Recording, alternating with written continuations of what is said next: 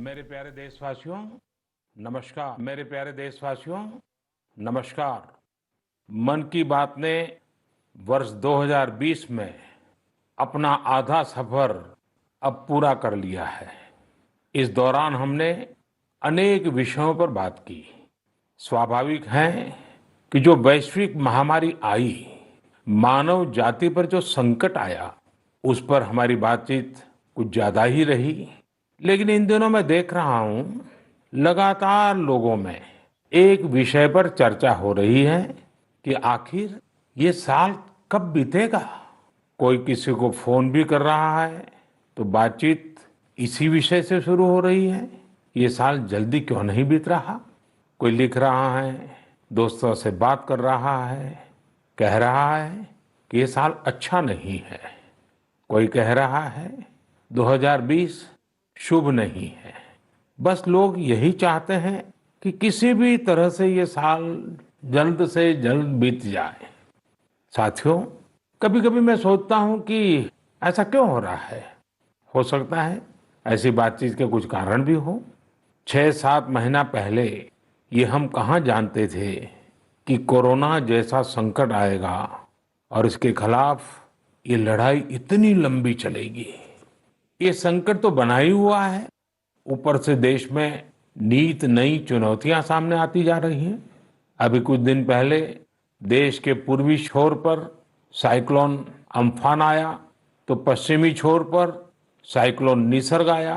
कितने ही राज्यों में हमारे किसान भाई बहन टिड्डी दल के हमले से परेशान है, और कुछ नहीं तो देश के कई हिस्सों में छोटे छोटे भूकंप रुकने का ही नाम नहीं ले रहे हैं। और इन सबके बीच हमारे कुछ पड़ोसियों द्वारा जो हो रहा है, देश उन चुनौतियों से भी निपट रहा है। वाकई एक साथ इतनी आपदाएं, इस स्तर की आपदाएं बहुत कम ही देखने सुनने को मिलती हैं। हालात तो ये हो गई हैं कि कोई छोटी छोटी घटना भी हो रही है तो लोग उन्हें भी इन चुनौतियों के साथ जोड़ करके देख रहे हैं।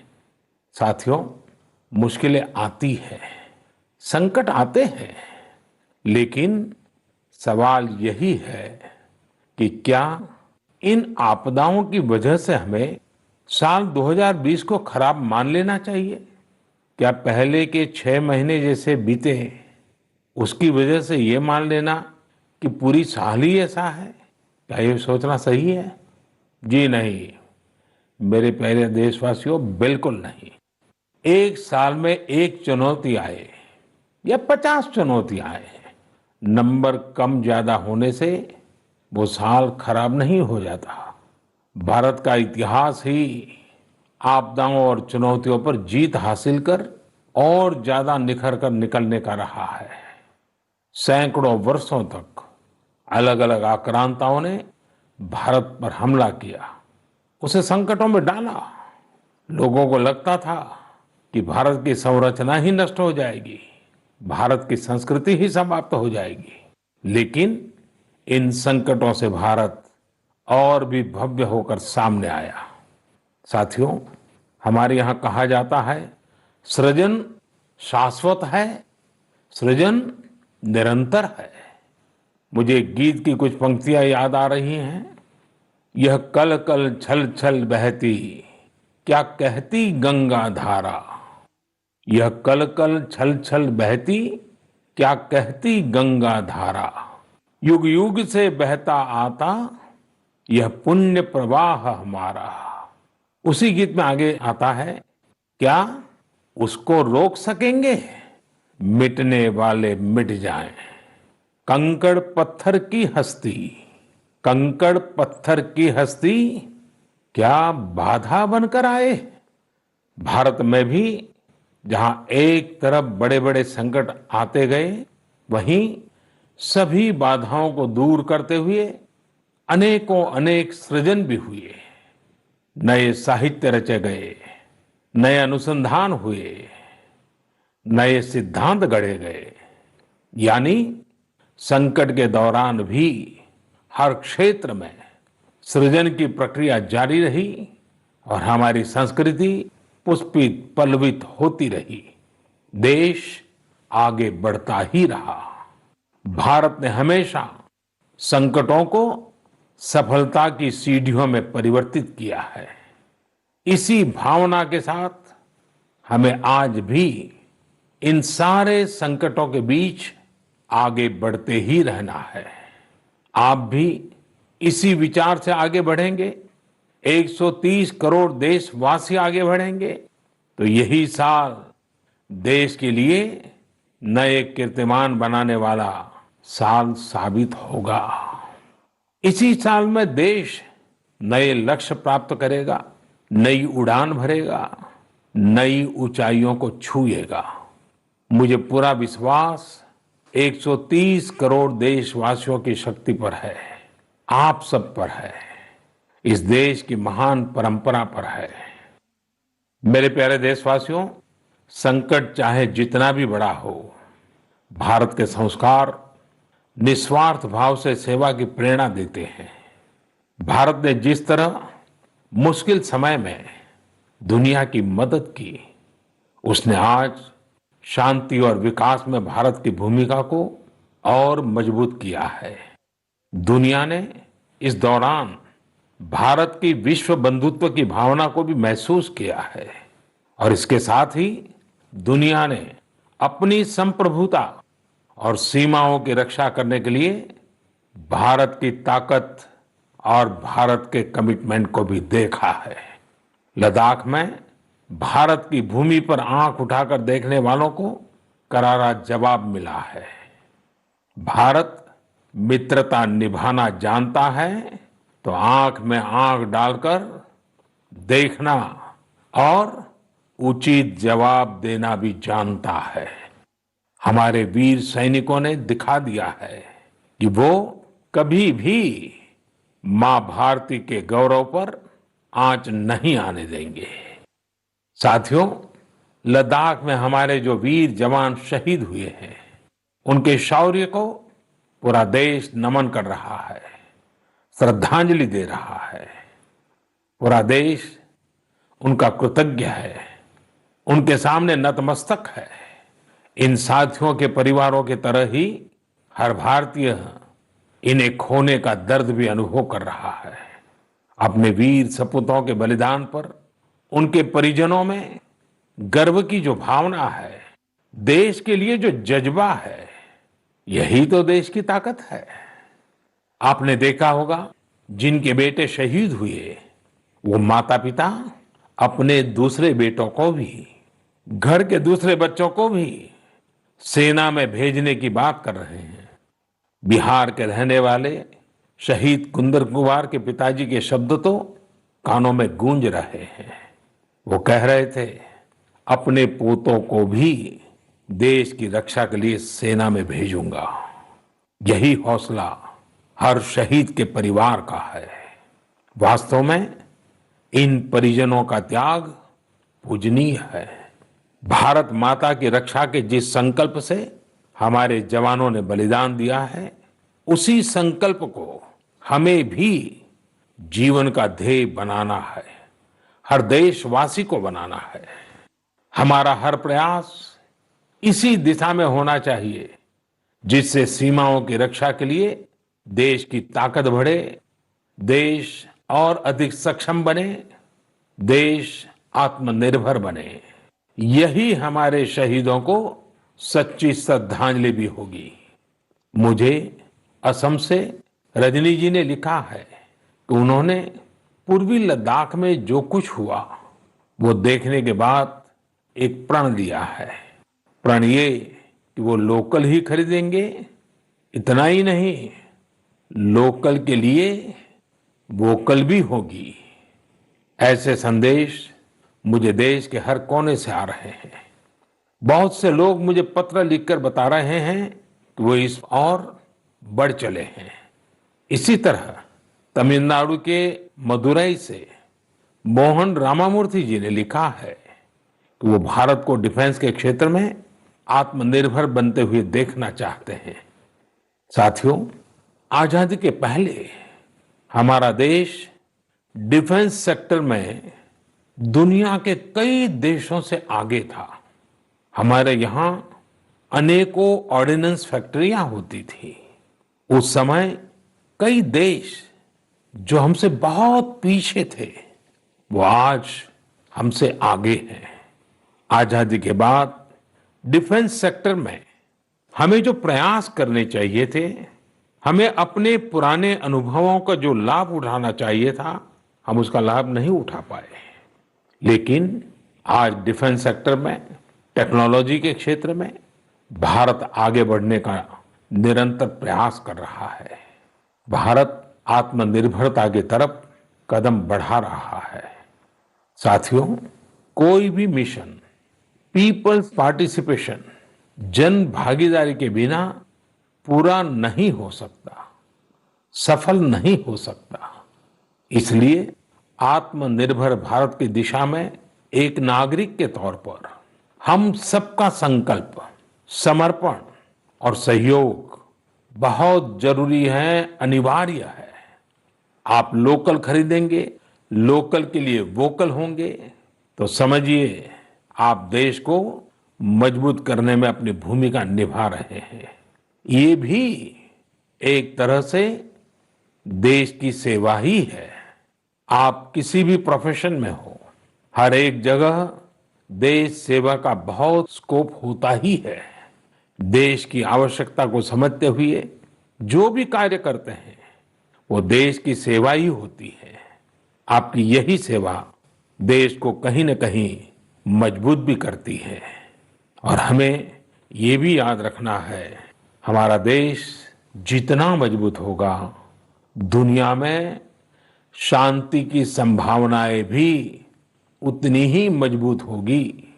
हमारे यहाँ कहा जाता है, विद्या विवादाय धनम मदाय, विद्या विवादाय धनम मदाय, शक्ति ही परेशान परिपीडनाय, खलस्य साधो विपरीतम एतत् ज्ञानाय दानाय च रक्षणाय। अर्थात अगर स्वभाव से दुष्ट है तो विद्या का प्रयोग व्यक्ति विवाद में, धन का प्रयोग घमंड में और ताकत का प्रयोग दूसरों को तकलीफ देने में करता है। लेकिन सज्जन की विद्या ज्ञान के लिए, धन मदद के लिए और ताकत रक्षा करने के लिए इस्तेमाल होती है। भारत ने अपनी ताकत हमेशा इसी भावना के साथ इस्तेमाल की है। भारत का संकल्प है भारत के स्वाभिमान और संप्रभुता की रक्षा। भारत का लक्ष्य है आत्मनिर्भर भारत। भारत की परंपरा है भरोसा, मित्रता। भारत का भाव है बंधुता। हम इन्हीं आदर्शों के साथ आगे बढ़ते रहेंगे। मेरे प्यारे देशवासियों, कोरोना के संकट काल में देश लॉकडाउन से बाहर निकल आया है। अब हम अनलॉक के दौर में हैं। अनलॉक के समय में दो बातों पर बहुत फोकस करना है, कोरोना को हराना और अर्थव्यवस्था को मजबूत बनाना, उसे ताकत देना।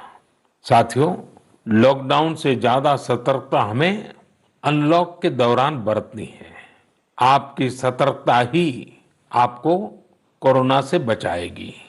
इस बात को हमेशा याद रखिए कि अगर आप मास्क नहीं पहनते हैं, 2 गज की दूरी का पालन नहीं करते हैं या फिर दूसरी जरूरी सावधानियां नहीं बरतते हैं, तो आप अपने साथ साथ दूसरों को भी जोखिम में डाल रहे हैं।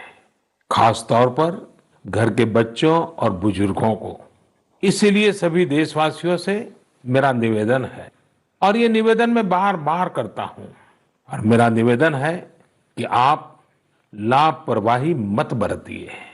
अपना भी ख्याल रखिए और दूसरों का भी।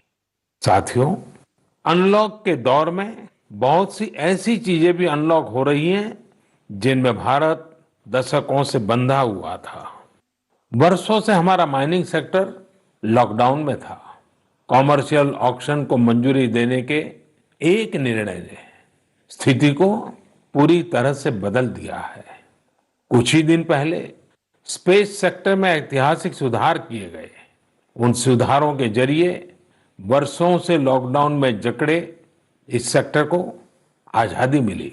इससे आत्मनिर्भर भारत के अभियान को न केवल गति मिलेगी, बल्कि देश टेक्नोलॉजी में भी एडवांस बनेगा।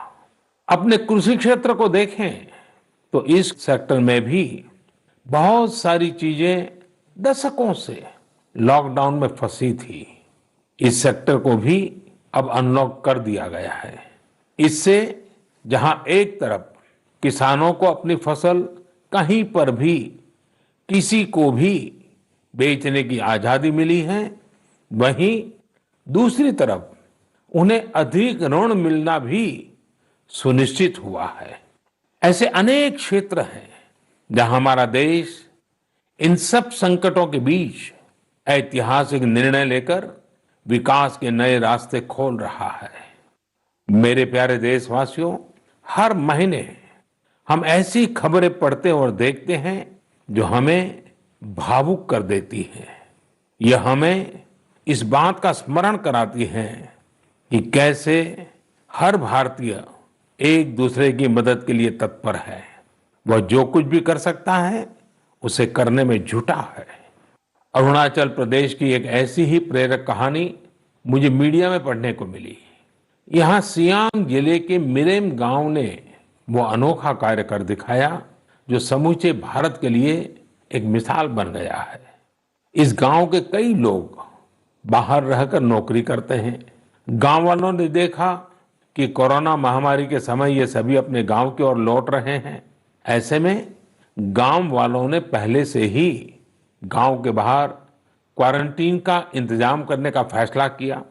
उन्होंने आपस में मिलकर गांव से कुछ ही दूरी पर 14 अस्थायी झोपड़ियां बना दी और ये तय किया कि जब गांव वाले लौटकर आएंगे तो उन्हें इन्हीं झोपड़ियों में कुछ दिन क्वारंटीन में रखा जाएगा।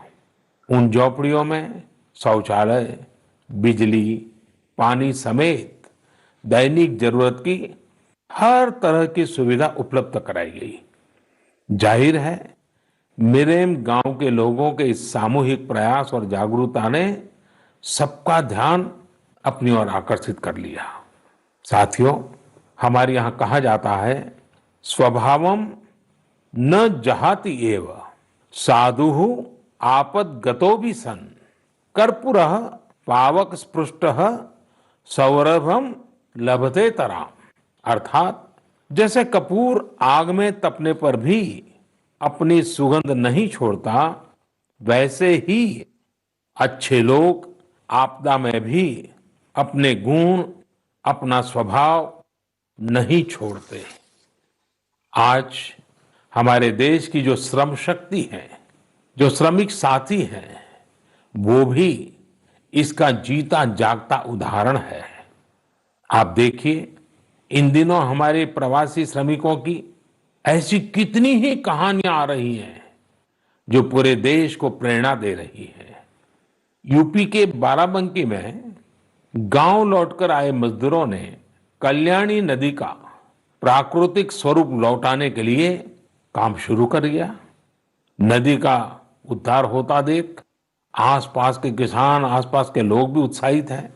गांव में आने के बाद क्वारंटीन सेंटर में रहते हुए, आइसोलेशन सेंटर में रहते हुए हमारे श्रमिक साथियों ने जिस तरह अपने कौशल्य का इस्तेमाल करते हुए अपने आसपास की स्थितियों को बदला है, वो अद्भुत है। लेकिन साथियों, ऐसे कितने ही किस्से, कहानियां देश के लाखों गांवों के हैं जो हम तक नहीं पहुंच पाए हैं। जैसा हमारे देश का स्वभाव है, मुझे विश्वास है साथियों कि आपके गांव में भी, आपके आसपास भी ऐसी अनेक घटनाएं घटी होगी। अगर आपके ध्यान में ऐसी बात आई है तो आप ऐसी प्रेरक घटना को मुझे जरूर लिखिए।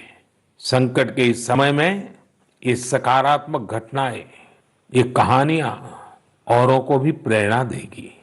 मेरे प्यारे देशवासियों, कोरोना वायरस ने निश्चित रूप से हमारे जीवन जीने के तरीकों में बदलाव ला दिया है। मैं लंदन से प्रकाशित फाइनेंशियल टाइम्स में एक बहुत ही दिलचस्प लेख पढ़ रहा था।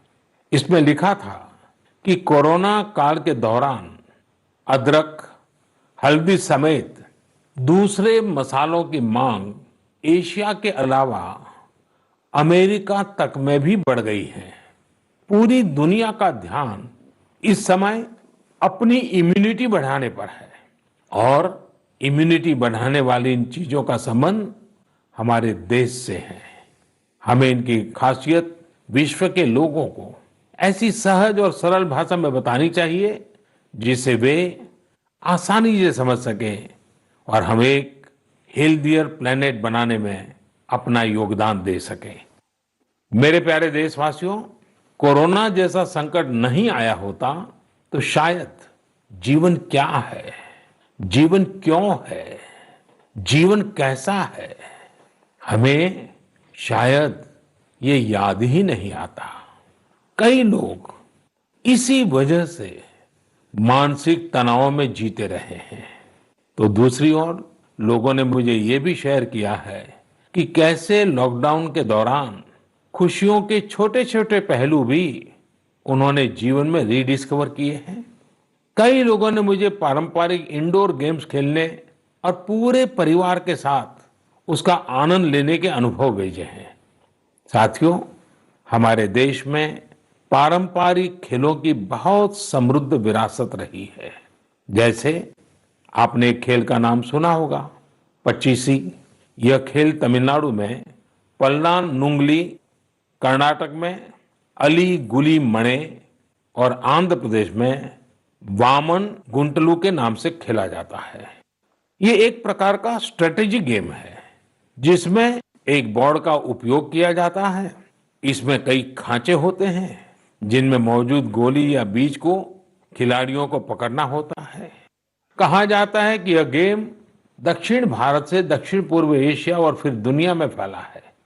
साथियों, आज हर बच्चा सांप सीढ़ी के खेल के बारे में जानता है, लेकिन क्या आपको पता है कि यह भी एक भारतीय पारंपरिक गेम का ही रूप है जिसे मोक्ष पाटम या परम पदम कहा जाता है। हमारे यहाँ का एक और पारंपरिक गेम रहा है गुट्टा। बड़े भी गुट्टे खेलते हैं और बच्चे भी। बस एक ही साइज के 5 छोटे पत्थर उठाएं और आप गुट्टे खेलने के लिए तैयार। एक पत्थर हवा में उछालिए और जब तक वो पत्थर हवा में हो आपको जमीन पर रखे बाकी पत्थर उठाने होते हैं। आमतौर पर हमारे यहाँ इंडोर खेलों में कोई बड़े साधनों की जरूरत नहीं होती है। कोई एक चौक या पत्थर ले आता है, उसे जमीन पर ही कुछ लकीरें खींच देता है और फिर खेल शुरू हो जाता है। जिन खेलों में डाइस की जरूरत पड़ती है, कोड़ियों से या इमली के बीज से भी काम चल जाता है। साथियों, मुझे मालूम है आज जब मैं ये बात कर रहा हूं, कितने ही लोग अपने बचपन में लौट गए होंगे। कितनों को ही अपने बचपन के दिन याद आ गए होंगे। मैं यही कहूंगा कि उन दिनों को आप भूले क्यों है, उन खेलों को आप भूले क्यों है। मेरा घर के नाना नानी, दादा दादी, घर के बुजुर्गों से आग्रह है कि नई पीढ़ी में ये खेल आप अगर ट्रांसफर नहीं करेंगे तो कौन करेगा। जब ऑनलाइन पढ़ाई की बात आ रही है तो बैलेंस बनाने के लिए, ऑनलाइन खेल से मुक्ति पाने के लिए भी हमें ऐसे करना ही होगा। हमारी युवा पीढ़ी के लिए भी, हमारे स्टार्टअप्स के लिए भी यहाँ एक नया अवसर है और मजबूत अवसर है। हम भारत के पारंपरिक इंडोर गेम्स को नए और आकर्षक रूप में प्रस्तुत करें। उनसे जुड़ी चीजों को जुटाने वाले, सप्लाई करने वाले स्टार्टअप्स बहुत पॉपुलर हो जाएंगे। और हमें ये भी याद रखना है, हमारे भारतीय खेल भी तो लोकल है और हम लोकल के लिए वोकल होने का प्रण पहले ही ले चुके हैं। और मेरे बाल सखा मित्रों, हर घर के बच्चों से, मेरे नन्हे साथियों से भी आज मैं एक विशेष आग्रह करता हूं। बच्चे, आप मेरा आग्रह मानेंगे ना? देखिए, मेरा आग्रह है कि मैं जो कहता हूं आप जरूर करिए। एक काम करिए, जब थोड़ा समय मिले तो माता पिता से पूछकर मोबाइल उठाइए और अपने दादा दादी, नाना नानी या घर में जो भी बुजुर्ग हैं उनका इंटरव्यू रिकॉर्ड कीजिए, अपने मोबाइल फोन में रिकॉर्ड करिए। जैसे आपने टीवी पर देखा होगा ना, कैसे पत्रकार इंटरव्यू करते हैं, बस वैसा ही इंटरव्यू आप कीजिए। और आप उनसे सवाल क्या करेंगे, मैं आपको सुझाव देता हूं। आप उनसे जरूर पूछिए कि वो बचपन में उनका रहन सहन कैसा था, वो कौन से खेल खेलते थे, कभी नाटक देखने जाते थे, सिनेमा देखने जाते थे, कभी छुट्टियों में मामा के घर जाते थे, कभी खेत खलिहान में जाते थे, त्योहार कैसे मनाते थे। बहुत सी बातें आप उनको पूछ सकते हैं। उनको भी 40-50 साल 60 साल पुरानी अपनी जिंदगी में जाना बहुत आनंद देगा। और आपके लिए 40-50 साल पहले का हिंदुस्तान कैसा था, आप जहां रहते हैं वो इलाका कैसा था, वहां परिसर कैसा था, लोगों के तौर तरीके क्या थे, सब चीजें बहुत आसानी से आपको सीखने को मिलेगी, जानने को मिलेगी। और आप देखिए, आपको बहुत मजा आएगा। और परिवार के लिए एक बहुत ही अमूल्य खजाना, एक अच्छा वीडियो एल्बम भी बन जाएगा। साथियों, ये सत्य है कि आत्मकथा या जीवनी, ऑटोबायोग्राफी या बायोग्राफी, इतिहास की सच्चाई के निकट जाने के लिए बहुत ही उपयोगी माध्यम होती है। आप भी अपने बड़े बुजुर्गों से बातें करेंगे तो उनके समय की बातों को, उनके बचपन, उनके युवा काल की बातों को और आसानी से समझ पाएंगे। ये बेहतरीन मौका है कि बुजुर्ग भी अपने बचपन के बारे में, उस दौर के बारे में अपने घर के बच्चों को बताएं। साथियों, देश के एक बड़े हिस्से में अब मॉनसून पहुंच चुका है। इस बार बारिश को लेकर मौसम विज्ञानी भी बहुत उत्साहित हैं, बहुत उम्मीद जता रहा है। बारिश अच्छी होगी तो हमारे किसानों की फसलें अच्छी होगी, वातावरण भी हरा भरा होगा। बारिश के मौसम में प्रकृति भी जैसे खुद को रिजुवेनेट कर लेती है। मानव प्राकृतिक संसाधनों का जितना दोहन करता है, प्रकृति एक तरह से बारिश के समय उनकी भरपाई करती है, रिफिलिंग करती है। लेकिन ये रिफिलिंग तभी हो सकती है जब हम भी इसमें अपनी धरती माँ का साथ दें, अपना दायित्व निभाएं। हमारे द्वारा किया गया थोड़ा सा प्रयास प्रकृति को, पर्यावरण को बहुत मदद करता है। हमारे कई देशवासी तो इसमें बहुत बड़ा काम कर रहे हैं। कर्नाटक के मंडावली में एक 80-85 साल के बुजुर्ग हैं, कामेगौड़ा जी। कामेगौड़ा जी एक साधारण किसान है, लेकिन उनका व्यक्तित्व बहुत असाधारण है। उन्होंने एक ऐसा काम किया है कि कोई भी आश्चर्य में पड़ जाएगा। 80-85 साल के कामेगौड़ा जी अपने जानवरों को चराते हैं, लेकिन साथ साथ उन्होंने अपने क्षेत्र में नए तालाब बनाने का भी बीड़ा उठाया हुआ है। वे अपने इलाके में पानी की समस्याओं को दूर करना चाहते हैं, इसलिए जल संरक्षण के काम में छोटे छोटे तालाब बनाने के काम में जुटे हैं। आप हैरान होंगे कि 80-85 वर्ष के कामेगौड़ा जी अब तक 16 तालाब खोद चुके हैं, अपनी मेहनत से, अपने परिश्रम से। हो सकता है कि जो तालाब उन्होंने बनाए वो बहुत बड़े ना हो, लेकिन उनका ये प्रयास बहुत बड़ा है।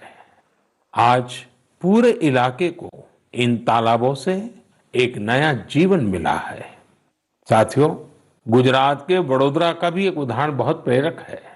यहाँ जिला प्रशासन और स्थानीय लोगों ने मिलकर एक दिलचस्प मुहिम चलाई। इस मुहिम की वजह से आज वडोदरा में 1000 स्कूलों में रेन वाटर हार्वेस्टिंग होने लगी है। एक अनुमान है कि इस वजह से हर साल औसतन करीब 10 करोड़ लीटर पानी बेकार बह जाने से बचाया जा रहा है। साथियों, इस बरसात में प्रकृति की रक्षा के लिए, पर्यावरण की रक्षा के लिए हमें भी कुछ इसी तरह सोचने की, कुछ करने की पहल करनी चाहिए। जैसे कई स्थानों पर गणेश चतुर्थी को लेकर तैयारियां शुरू होने जा रही होगी, क्या इस बार हम प्रयास कर सकते हैं कि इको फ्रेंडली गणेश जी की प्रतिमाएं बनाएंगे और उन्हीं का पूजन करेंगे? क्या हम ऐसी प्रतिमाओं के पूजन से बच सकते हैं जो नदी तालाबों में विसर्जित किए जाने के बाद जल के लिए, जल में रहने वाले जीव जंतुओं के लिए संकट बन जाती है? मुझे विश्वास है आप ऐसा जरूर करेंगे। और इन सब बातों के बीच हमें ये भी ध्यान रखना है कि मॉनसून के सीजन में कई बीमारियां भी आती हैं। कोरोना काल में हमें इनसे भी बचकर रहना है। आयुर्वेदिक औषधियां, काढ़ा, गर्म पानी, इन सब का इस्तेमाल करते रहिए, स्वस्थ रहिए। मेरे प्यारे देशवासियों, आज 28 जून को भारत अपने एक भूतपूर्व प्रधानमंत्री को श्रद्धांजलि दे रहा है, जिन्होंने एक नाजुक दौर में देश का नेतृत्व किया। हमारे ये पूर्व प्रधानमंत्री श्री पीवी नरसिम्हा राव जी की आज जन्म शताब्दी वर्ष की शुरुआत का दिन है। जब हम पीवी नरसिम्हा राव जी के बारे में बात करते हैं तो स्वाभाविक रूप से राजनेता के रूप में उनकी छवि हमारे सामने उभरती है, लेकिन ये भी सच्चाई है कि वो अनेक भाषाओं को जानते थे, भारतीय एवं विदेशी भाषाएं बोल लेते थे। वे एक और भारतीय मूल्यों में रचे बसे थे, तो दूसरी ओर उन्हें पाश्चात्य साहित्य और विज्ञान का भी ज्ञान था। वे भारत के सबसे अनुभवी नेताओं में से एक थे, लेकिन उनके जीवन का एक और पहलू भी है और वो उल्लेखनीय है, हमें जानना भी चाहिए। साथियों, नरसिम्हा राव जी अपनी किशोरावस्था में ही स्वतंत्रता आंदोलन में शामिल हो गए थे। जब हैदराबाद के निजाम ने वंदे मातरम गाने की अनुमति देने से इनकार कर दिया था, तब उनके खिलाफ आंदोलन में उन्होंने भी सक्रिय रूप से हिस्सा लिया था। उस समय उनकी उम्र सिर्फ 17 साल थी। छोटी उम्र से ही श्रीमान नरसिम्हा राव अन्याय के खिलाफ आवाज उठाने में आगे थे। अपनी आवाज बुलंद करने में कोई कोर कसर बाकी नहीं छोड़ते थे। नरसिम्हा राव जी इतिहास को भी बहुत अच्छी तरह समझते थे। बहुत ही साधारण पृष्ठभूमि से उठकर उनका आगे बढ़ना, शिक्षा पर उनका जोर, सीखने की उनकी प्रवृत्ति और इन सब के साथ उनकी नेतृत्व क्षमता, सब कुछ स्मरणीय है। मेरा आग्रह है कि नरसिम्हा राव जी के जन्म शताब्दी वर्ष में आम सभी लोग उनके जीवन और विचारों के बारे में ज्यादा से ज्यादा जानने का प्रयास करें। मैं एक बार फिर उन्हें अपनी श्रद्धांजलि अर्पित करता हूं। मेरे प्यारे देशवासियों, इस बार मन की बात में कई विषयों पर बात हुई। अगली बार जब हम मिलेंगे तो कुछ और नए विषयों पर बात होगी। आप अपने संदेश, अपने इनोवेटिव आइडियाज मुझे जरूर भेजते रहिए। हम सब मिलकर आगे बढ़ेंगे और आने वाले दिन और भी सकारात्मक होंगे। जैसा कि मैंने आज शुरू में कहा, हम इसी साल यानी 2020 में ही बेहतर करेंगे, आगे बढ़ेंगे और देश भी नई ऊंचाइयों को छुएगा। मुझे भरोसा है कि 2020 भारत को इस दशक में एक नई दिशा देने वाला वर्ष साबित होगा। इसी भरोसे को लेकर आप भी आगे बढ़िए, स्वस्थ रहिए, सकारात्मक रहिए। इन्हीं शुभकामनाओं के साथ आप सभी का बहुत बहुत धन्यवाद। नमस्कार।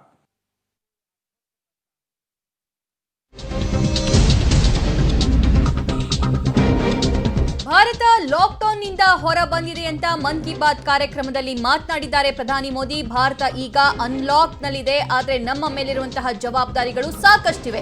ಅನ್ಲಾಕ್ನಲ್ಲೇ ನಾವು ಕೊರೋನಾವನ್ನ ಸೋಲಿಸಬೇಕಾಗಿದೆ. ಅದರ ಜೊತೆಗೆ ಆರ್ಥಿಕತೆ ಚಟುವಟಿಕೆಗೂ ಕೂಡ ಹೆಚ್ಚು ಬೆಂಬಲವನ್ನ ಕೊಡಬೇಕು ಅಂತ ಪ್ರಧಾನಿ ಮಾತನಾಡಿದ್ದಾರೆ. ಇನ್ನಷ್ಟು ಅನ್ಲಾಕ್ ರಿಲೀಫ್ನ ಸುಳಿವು ಕೊಟ್ಟಿದ್ದಾರೆ ಪ್ರಧಾನಿ ನರೇಂದ್ರ ಮೋದಿ. ಭಾರತ ಲಾಕ್ಡೌನ್ನಿಂದ ಹೊರ ಬಂದಿದೆ ಅಂತಿದ್ದಾರೆ. ಆದರೆ ಈ ಬಾರಿಯ ಮನ್ ಕಿ ಬಾತ್ ಕಾರ್ಯಕ್ರಮ ಇದೆಯಲ್ಲ, ಸಾಕಷ್ಟು ಇಂಪಾರ್ಟೆನ್ಸ್ ಪಡ್ಕೊಂಡಿದೆ. ಯಾಕಂದ್ರೆ ಹಲವಾರು ವಿಷಯಗಳನ್ನ ಉಲ್ಲೇಖಿಸಿದ್ದಾರೆ. ಭಾರತೀಯರ ಧೈರ್ಯ, ಮನೋಬಲವನ್ನ ಹೆಚ್ಚಿಸುವಂತ ಮಾತನಾಡಿದ್ದಾರೆ.